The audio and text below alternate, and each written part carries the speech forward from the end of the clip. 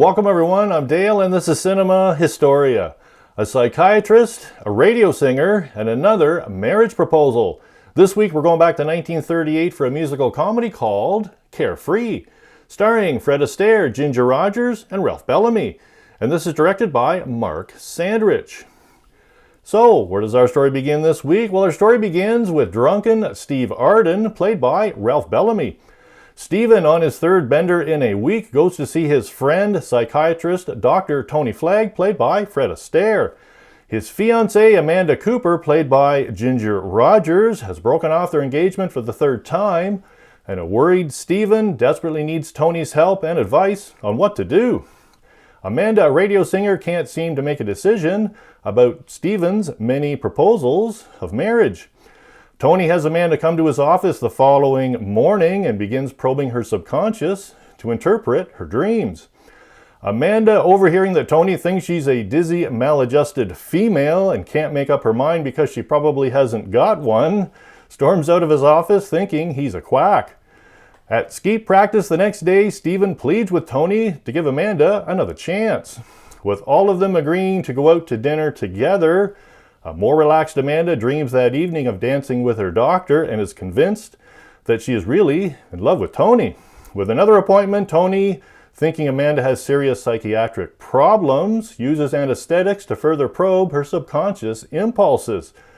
By chance, Stephen comes to pick her up, not knowing that she's under the influence of anesthetic, and Amanda becomes acting crazy in public, destroying property and kicking a cop.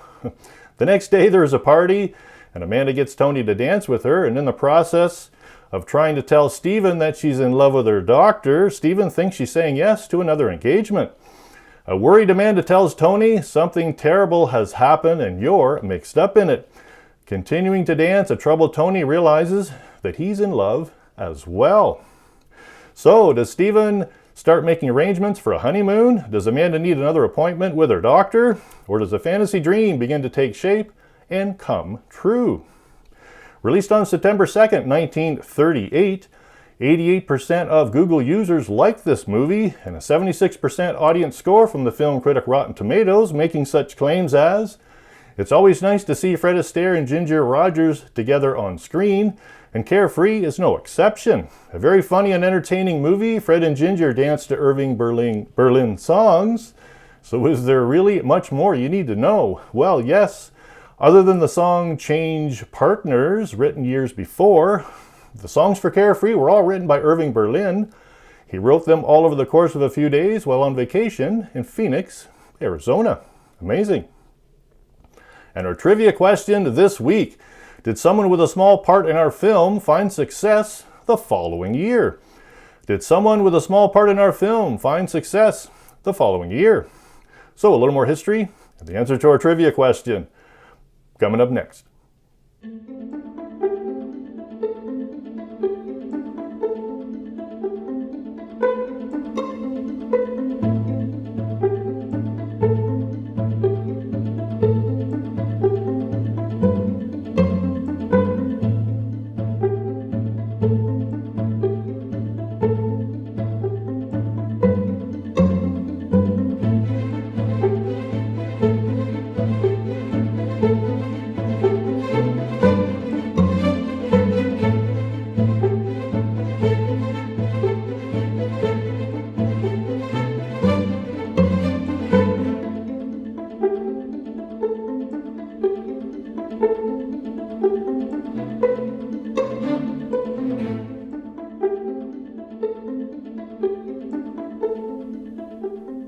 Well, someone left a comment on my Easy Living video that enjoys the actor Franklin Pangborn.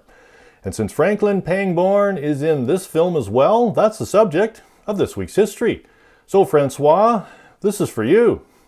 Franklin Pangborn was an American comedic actor famous for playing small but memorable roles with comic flair. Born on January 23, 1889 in Newark, New Jersey, Pangborn's first professional acting experience came when he was 17, after a brief encounter with actress Mildred Holland.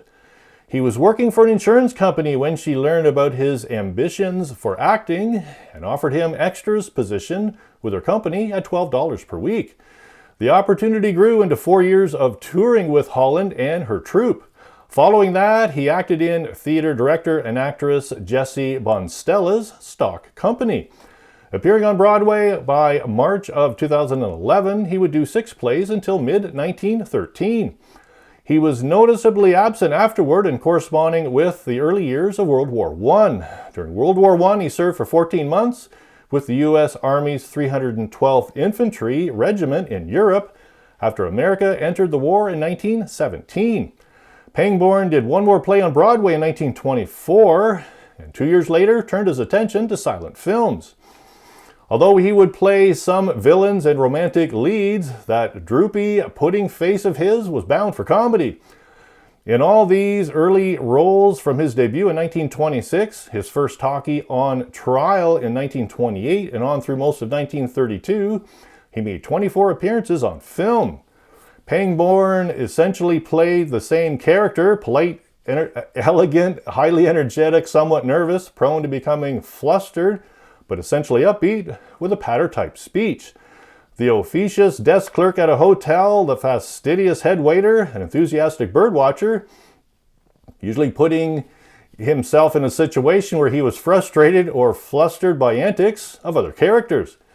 Pangborn was an effective foil for major comedians, including W.C. Fields, Olson and Johnson, and the Ritz Brothers.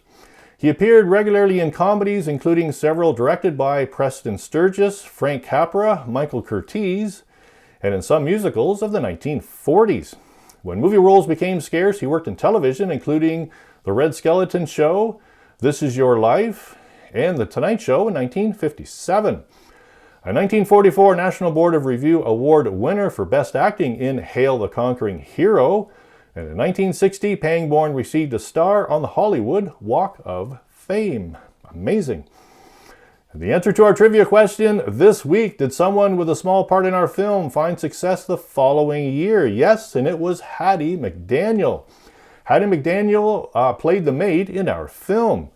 Hattie McDaniel was an American actress, singer, songwriter, and comedian. The following year, 1939, for her role as Mammy in the film Gone with the Wind, won the Academy Award for Best Supporting Actress, becoming the first African American to win an Oscar.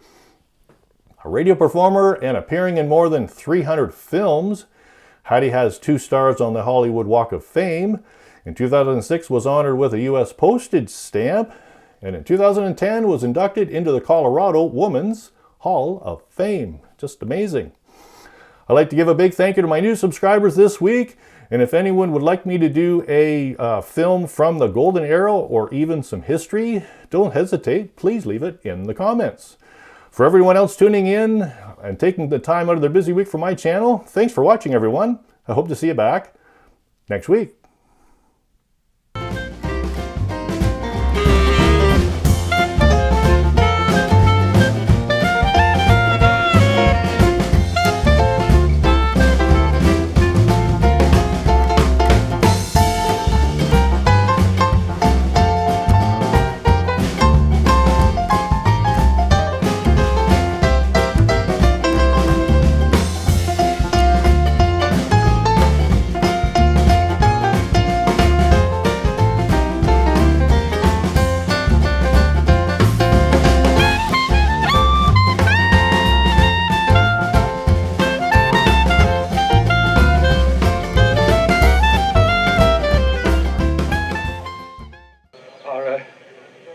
Are you sure there's no more danger?